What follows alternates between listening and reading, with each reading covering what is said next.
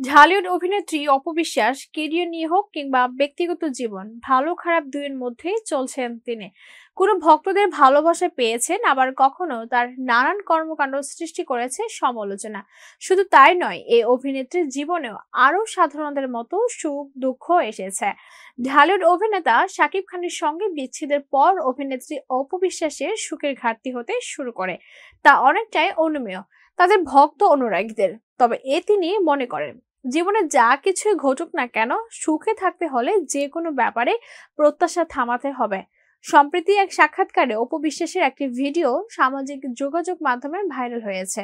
সেখানে অভিনেত্রীকে সুখে থাকার করণীয় কি এই প্রসঙ্গে অপু বিশ্বাস বলেন, আমার কাছে মনে হয় যে সুখে থাকার জন্য একটা মানুষকে যে কোনো জায়গায় মানিয়ে নিতে হয়, তাহলে সুখটা সম্পূর্ণভাবে চলে আসে।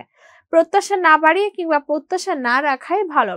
অপু বিশ্বাসের এমন কথা সামাজিক যোগাযোগ মাধ্যমে ছড়িয়ে পড়ার পর তার ভক্ত অনুরাগীরা সহমত পোষণ করেন। অনেকে এটিকে উপদেশ হিসেবেও সাদরে গ্রহণ করেন।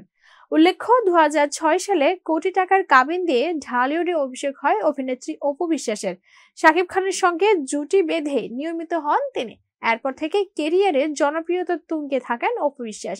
2017 সাল পর্যন্ত শাকিব খানের সঙ্গে জুটি বেঁধে 72টি সিনেমা মুক্তি পায় অভিনেত্রীর।